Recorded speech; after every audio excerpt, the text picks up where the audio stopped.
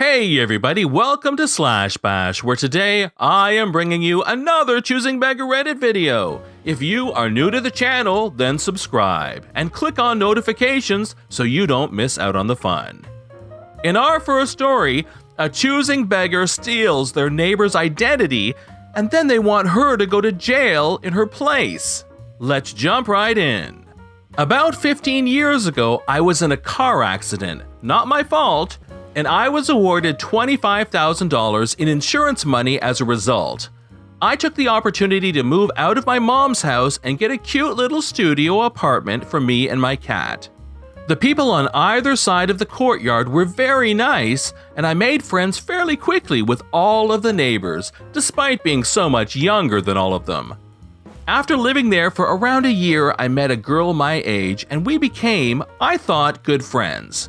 She had marriage problems and was separated from her husband, and the two children she had were in foster care for reasons she wouldn't tell anyone.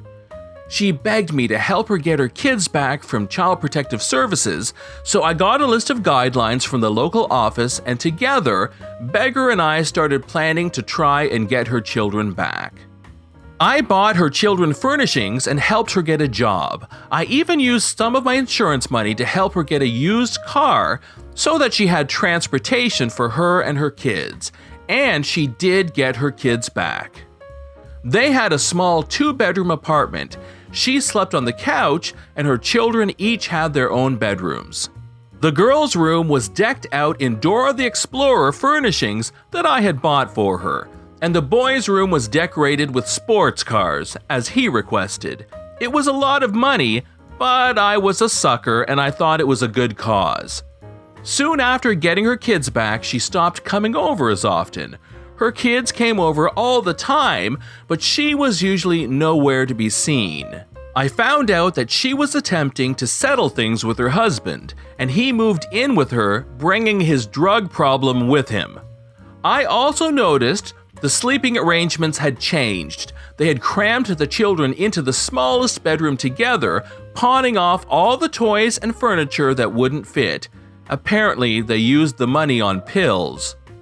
At this point, I sort of started distancing myself from Choosing Beggar because I don't want to be involved with someone doing drugs.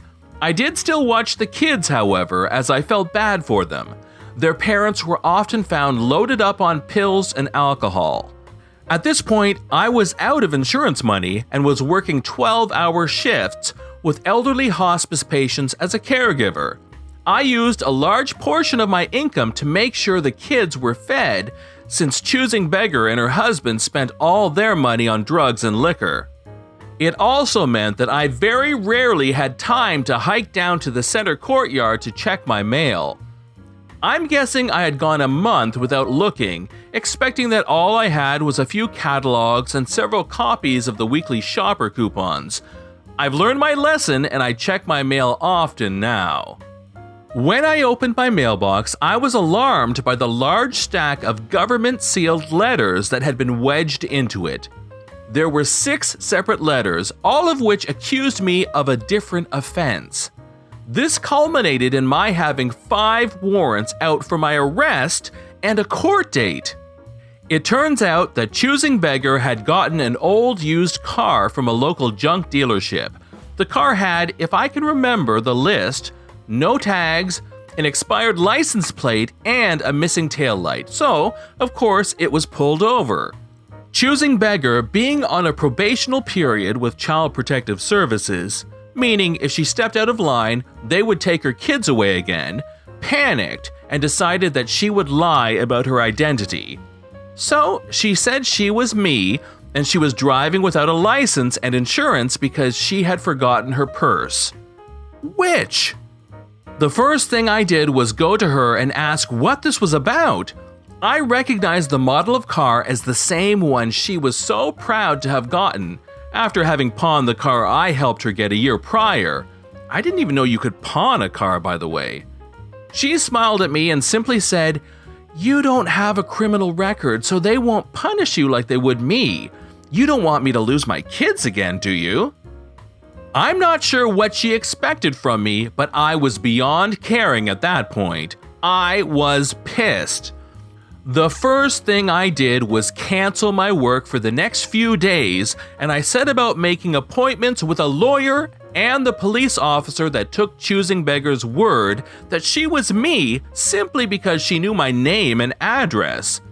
The next day, I was at the police department where I watched a video of the interaction between the cop and Choosing Beggar. Turns out he was a newbie and he just didn't want to get in trouble for taking someone's word when he really shouldn't have.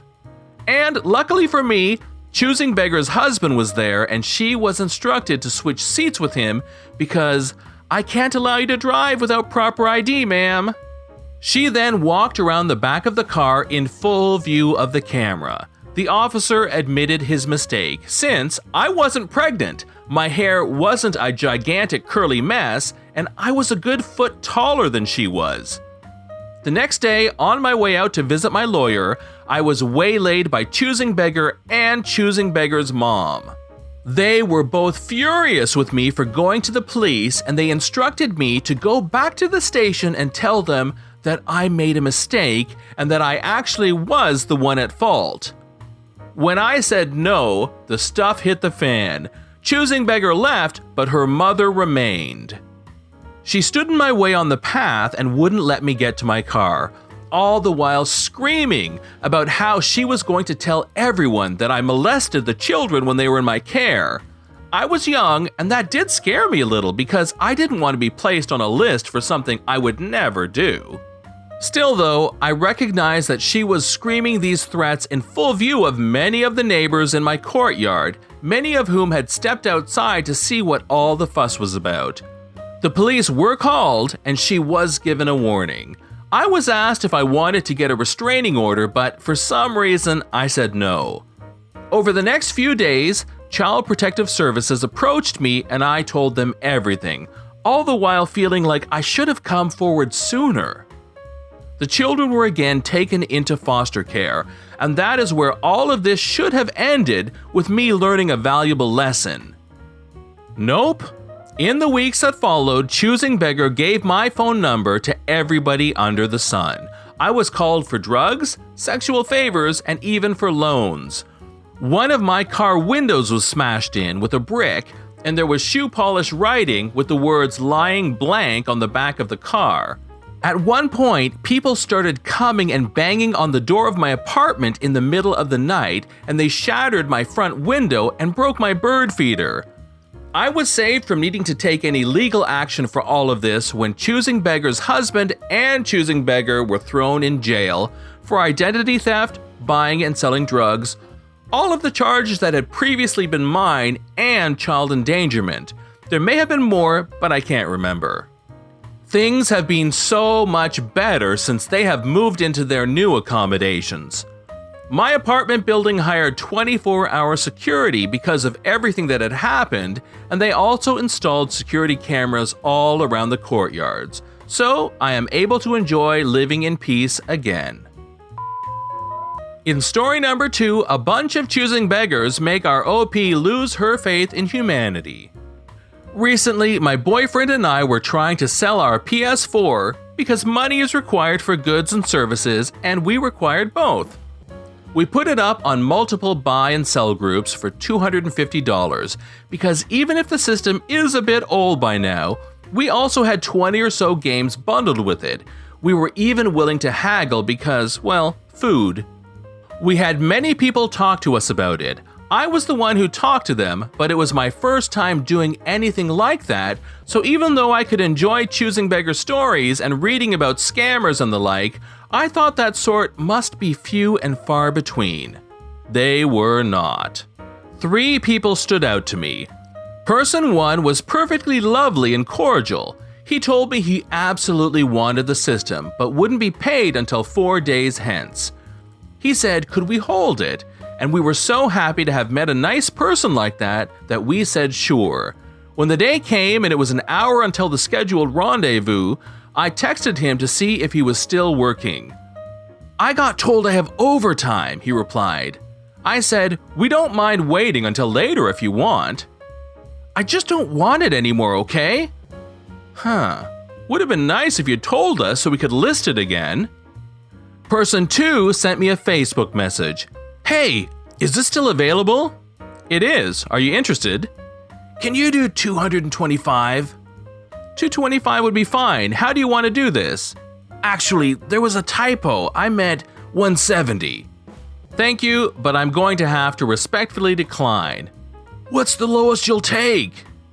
I didn't bother answering. It felt like he was asking, hey, can you help me flip you over? Person 3 did buy the system.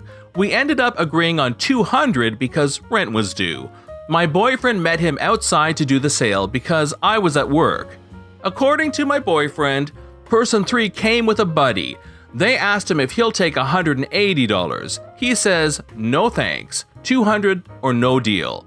They shrug as if to say that it was worth a shot and give him a very sloppy pile of bills.